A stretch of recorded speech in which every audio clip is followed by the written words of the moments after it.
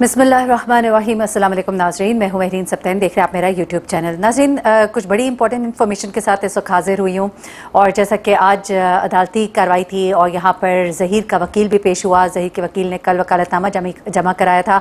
आज उसने अदालत में आकर जो चीज़ें प्रेजेंट की हैं उनके अंदर मैं कहूँगी कि एक तरह से मुअज़्ज़ज़ अदलिया को कन्फ्यूज़ करने की, धोखा देने की जो कोशिश की गई है। आज बड़े ही अहम चीज़ें आपको इस वीडियो में जानने को मिलेंगी। बड़ी शॉकिंग डिटेल्स हैं कि किस तरह से अदालत को वो तमाम हकायक छुपाने की कोशिश की गई जो बताने थे, जो कि रिटन मौजूद थे। किस तरह से लिखे हुए ऑर्डर को चेंज करवाया गया।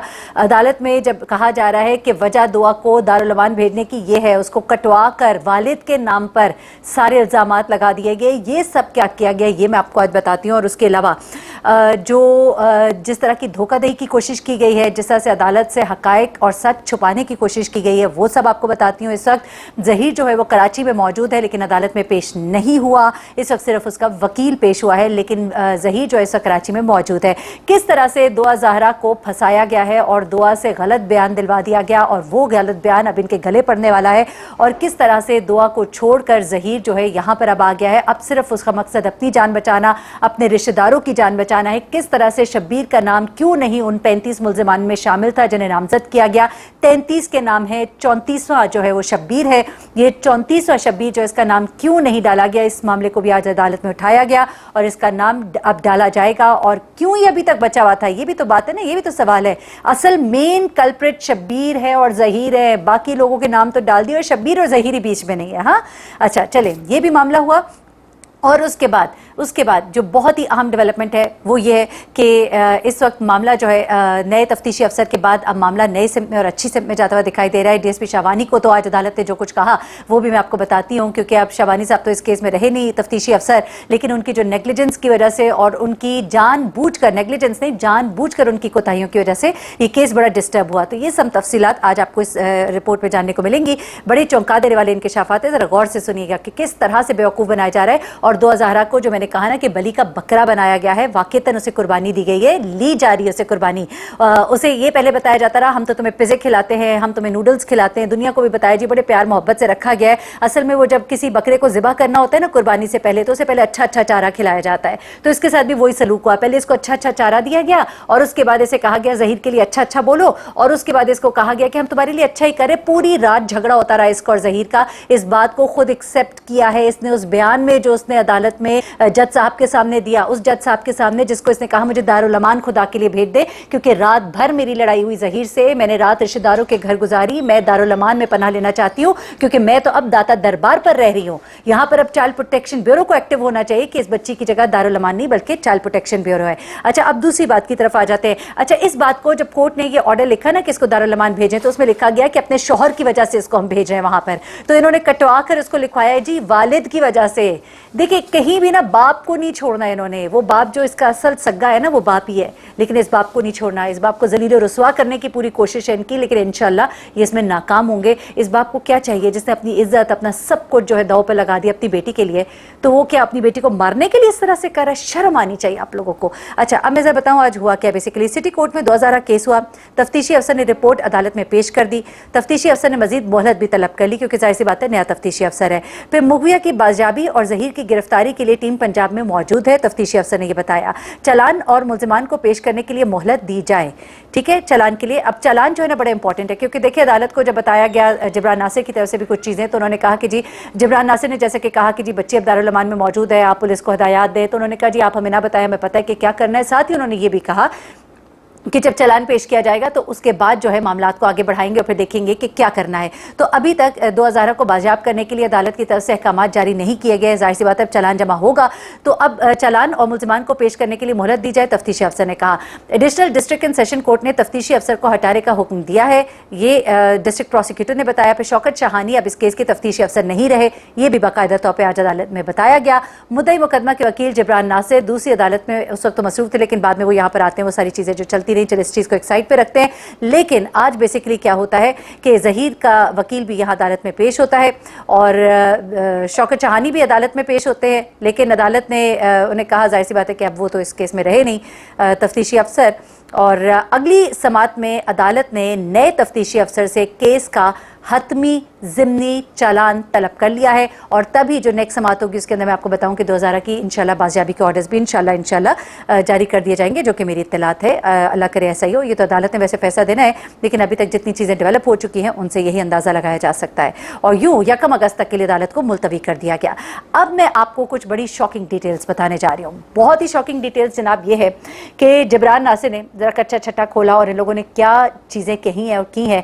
ज़रा ये पहले सुनिएगा कि दुआ का बयान क्यों काटा गया, दुआ ने क्या बयान दिया था और इसमें इनके मकासद क्या छुपे हुए थे। पहले तो ये सुने और फिर इसके बाद अदालत ने क्या कुछ अदालत को किस तरह से मिलाइन करने की कोशिश की गई।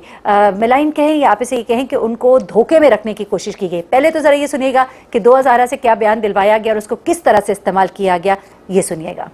जी, साबका आईओ शौकत अली शानी साहब पेश हुए थे रिमांड रिपोर्ट के साथ। हमने कोर्ट को आगाह किया कि ये अब फ़िलहाल आईओ नहीं है। अदालत ने इसलिए कि अभी तक एक नया आईओ अपॉइंट नहीं हुआ है, तो आप समझ लें कि एक ट्रांजिटरी पीरियड के लिए कस्टोडियन ऑफ फाइल जो हैं वो साबका आईओ हैं, और जो कि रिमांड एक्सटेंड करना होता है मुलज़िमों का जो जेल में हैं, तो उनसे रिमांड रिपोर्ट एक्सेप्ट कर ली है। जहाँ तक एक प्रोग्रेस रिपोर्ट आपके सामने आई थी जिसमें आप लोगों ने भी देखा था कि 33 नामों में से शबीर का नाम नहीं था, उस पर आज सवाल किया जज साहब ने और आईओ ने कहा कि जी ये एक ऑनेस्ट मिस्टेक समझ लें, इत्तेफाक समझ लें, तो उसको उन्होंने अकॉर्डिंगली उस पर नोट कर लिया है। हमने कोर्ट को आगाह किया कि जी 25 वक्त दारुल अमान में है, पुलिस अगर उसको ढूंढना चाहे तो उसे पता है कि कहाँ जाके बाजियाब कराना और किधर एप्लीकेशन देनी है। उस पर अदालत का मौक़िफ़ था कि पुलिस को ऑलरेडी पता है कि उन्होंने क्या काम करने हैं, मुझे उस पर स्ट्रेस करने की ज़रूरत नहीं है। जब हतमी चलान आएगा मैं तब कोई फैसला दे सकता हूँ। तो अदालत ने तो पुलिस में उम्मीद ज़ाहिर की है कि अगर दारुल अमान से बच्ची की कस्टडी सिंध लेके आनी तो पुलिस वो अपना काम अकॉर्डिंगली करेगी। मज़ीद इस केस में ये आपके सामने आई है चीज़ के कल एक एप्लीकेशन बच्ची के नाम पे आती है और उसमें दारुल अमान बच्ची चली जाती है। यहाँ पे बताना ज़रूरी है कि जब आप मुलज़िम को गिरफ़्तार करने के लिए निकल रहे हैं और मुलज़िम को पता है कि घेरा तंग हो रहा है, तो वो ये नहीं चाहता कि जब पुलिस मुझे पकड़े या पाए तो बच्ची मेरे पास से बाज़ियाब हो। वो एक मज़ीद डायरेक्ट एविडेंस होता है ऑन द रिकॉर्ड। तो एक बच्ची को एक खिलौने की तरह, एक प्रॉप की तरह जब चाहा अपनी कैद में रख लिया, जब चाहा डिस्कार्ड कर दिया। तो उसको अबैंडन करके ख़ुद से एक वकील करवा के एक एप्लीकेशन फ़ाइल करवाई गई जिसमें मौक़िफ़ इख्तियार किया गया अब दरख्वास्त में कि मेरे अपने, जिसको हम मुबैना खावन कहते हैं, ताल्लुकात नाखुशगवार हैं, मैं अलहदा होकर अकेले एक रात कहीं रिश्तेदार के यहाँ गुजारी है बड़ी मुश्किल से, मेरा कोई नहीं है। और फिर वालिदैन के हवाले से जो बयान 2-3 महीने से पहले से बच्ची से दिलवाए जा रहे थे वही आगे रिपीट कर दिए। मगर सवालिया निशान ये था कि जिस ऑर्डर के तहत बच्ची को भेजा गया है उस ऑर्डर में जज साहब ने ओरिजिनली हर जगह लगाया कि बच्ची शौहर के खौफ से और शौहर से बच के दारुल अमान जाना चाहती है। उसको फिर काट के पेन से अमेंड करा के पेरेंट करवाया है। चलें हम मान लेते हैं कि जी वो पेरेंट ही था, शौहर गलत लिखा। तो अगर वालिदैन के हवाले से दरख्वास्त में जब बच्ची ने खदशात ज़ाहिर किया आपने ऑर्डर में लिखे, तो जो खावंद के हवाले से खदशात ज़ाहिर किए और अपडेट्स दिए वो ऑर्डर में क्यों नहीं लिखे? ये कौन सा ऑर्डर है जो आपने ऑर्डर पे बनवाया है? मैं तो ये कहूँगा क्योंकि या तो फिर एप्लीकेशन पूरी रिप्रोड्यूस की जाएगा, जज साहब ये काम कर रहे हैं, ये सवालिया निशान होगा मैजिस्ट्रेट साहब के सामने जिन्होंने ये ऑर्डर दिया है। जी जनाब, ये आपने सुना। अब ज़रा मैं आपको सुनवाती हूँ कि बेसिकली किस तरह से चालान पे चालान जमा कराए गए, लेकिन इन तमाम चीज़ों का रिकॉर्ड वहाँ पे नहीं दिया गया, किस तरह से चीज़ों को छुपाया गया और इसके पीछे क्या मकासद थे, ज़रा ये भी सुन लीजिएगा। दूसरी बात इसमें यह है, आपको एक खबर आई उड़ती उड़ती, हमारे पास कोई नोटिस तो नहीं आया कि मुल्तान बेंच से 22 जुलाई तक के लिए जो एक राहदारी बेल हासिल की गई है। अच्छा, कानून 3 चीज़ों पे वाज़ेह है। एक तो ये कि जब आप बेल अप्लाई करते हैं आप पे फ़र्ज़ है कि आप उस अदालत को बताएं कि आपने यहाँ से पहले भी कोई बेल अप्लाई की है। दूसरा ये कि अगर आपकी कोई बेल डिनाई करता है या डिसमिस करता है, आप कोई विड्रॉ करते हैं, तो दूसरी बेल भी आप उसी अदालत में फ़ाइल करते हैं ताकि वो जज सुने। तीसरी बात यह है कि आपको जो प्रोटेक्टिव बेल दी जाती है, जो कि वो एक्सेप्शनल रिलीफ होता है, आपको असल में बेल नहीं दी जा रही, आपको एक राहदारी के लिए कुछ वक्त के लिए आज़ाद किया जा रहा है, तो उसमें बताना पड़ता है कि आपने आज से पहले कितनी बेलें लगाई हैं। इन तीनों सवालों के जवाब झूठ में दिए गए उस बेल में जो मुल्तान से हासिल की। आप लोगों तक ऑर्डर पहुंचा है, हमने अदालत से उसका मेमो हासिल किया।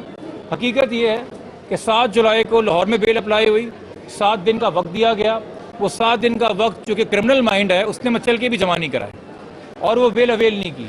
उसके बाद 14 को जब वो बेल एक्सपायर होती है तो 15 को वो भावलपुर बेंच पेश होता है और भावलपुर बेंच में को डिस्क्लोज़ करता है कि जी मैंने लाहौर बेल अप्लाई की थी, मुझे 7 दिन मिले थे, मगर मैं किसी वजूहात की वजह से नहीं जा सका कराची। तो भावलपुर बेंच इससे इम्प्रेस नहीं होती और कहती है मजाक नहीं लगा हुआ कि आप जब आएंगे ये एक्स्ट्राऑर्डिनरी रिलीफ लेके जाएंगे। तो चूंकि वो एंटरटेन नहीं कर रहे थे, इन्होंने विड्रॉ कर लिया after arguing at some length. उसने फाइनलिटी अचीव कर ली थी। इनको दोबारा कोई बेल अगर लगानी थी तो भावलपुर लगाते, मगर इनको ये बात समझ में आ गई कि अगर हम अब लाहौर हाई कोर्ट की किसी भी बेंच को ये बताएंगे कि हम एक बेल अवेल कर चुके हैं और तब भी कराची नहीं गए तो मुश्किल होगी। तो जब ये मुल्तान गए हैं, इन्होंने ना लाहौर की बेल का बताया ना भावलपुर की बेल का बताया, बल्कि ऊपर से आगे बढ़ के ये झूठ बोला कि मेरे वकील साहब जो आज आपके सामने यहाँ मौजूद थे, जिन्होंने ये सर्टिफिकेट तैयार किया अपने नाम से मुल्तान बेंच में, ये पहली बेल है, ये फ्रॉड ऑफ द जो कोर्ट है उसमें एडवोकेट साहब एसोसिएशन असिस्ट कर रहे हैं, उसमें ये मौक़िफ़ इख्तियार किया गया कि चूँकि मेरे वकील साहब भावलपुर में बहुत मशहूर हैं तो पुलिस को खदशा है कि मैं भावलपुर में ही हूँगा, तो मैं भावलपुर गया ही नहीं और मैंने भावलपुर बेल फाइल ही नहीं कर सकता, इसलिए मैं मुल्तान आया हूँ। ना सिर्फ आपने छुपाया बल्कि आपने झूठ भी बोला। ये तमाम चीज़ें हम लाहौर हाई कोर्ट के सामने लेके आएंगे। वो बेल रिकॉल करे ना करे वो उनकी मर्जी, बट कम से कम अदालतों से फ्रॉड किया जाए तो as officers of the court हमें तमाम चीज़ें रखनी चाहिए सामने। अब दिन और रात की तरह और हर हफ्ते की तरह एक नया नैरेटिव बच्ची के मुंह से बुलवाया जा रहा है। यकीनी तौर पे ये आपको ही पता है, अगर बच्ची 18 साल की होती तो इतनी लंबी चौड़ी कहानी कि जी खुद गई, टैक्सी में बैठी, किसी को मिली, बजरिया ये हुआ वो हुआ, या जो झूठी एप्लीकेशनें फाइल होती रही पंजाब में, इनकी ज़रूरत नहीं पड़ती। क्राइम छुपाने के लिए क्रिमिनल माइंड ये एक्शंस ले रहा है और लिए चला जा रहा है। और हमें उम्मीद है कि अब वो अगर यहाँ पे आएगा, उसकी बेल आर्ग्यू होगी तो अदालत के सामने जब सब हक़ाइक़ होंगे तो अदालत इंसाफ में मबनी फैसला करेगी। जी जनाब, ये सब कुछ भी आपने सुना। मैं चाहती थी कि मुकम्मल डिटेल्स जो है मैं आप तक पहुंचाऊं और चीज़ें जो हैं जैसे जैसे डेवलप हो रही हैं मैं आपके सामने लेकर आ रही हूं। इंशाल्लाह और भी जो मालूमात होंगी आपके सामने रखूंगी। लेकिन ये देख लीजिए कि किस तरह चालाकी से केस को ख़राब करने की कोशिश की जा रही है। लेकिन यही केस में जो जैसे जैसे ये गलतियाँ भी करते जा रहे हैं, यही इनके गले का फंदा बन जाएगी। और यकीनन ये केस एक ऐसा केस है जो जिसकी तरफ पूरे कौम की इस वक्त नज़र लगी हुई है। ये एक प्रेसिडेंट सेट करेगा हमारे माशरे में। अल्लाह करे कि ऐसा फ़ैसला आए कि आइंदा कोई भी बाप अपनी बेटी के लिए गैर महफूज ना महसूस करे। इस मुल्क में कानून और कानून की जो एक कानून जिस तरह से नाफिज होना चाहिए वो होता हुआ सबको दिखाई दे। मुझे महरीन सप्तान को इजाज़त दीजिएगा। अपनी दुआ में मुझे भी याद रखिएगा। अपना बहुत ख्याल रखिएगा। अल्लाह हाफ़िज़।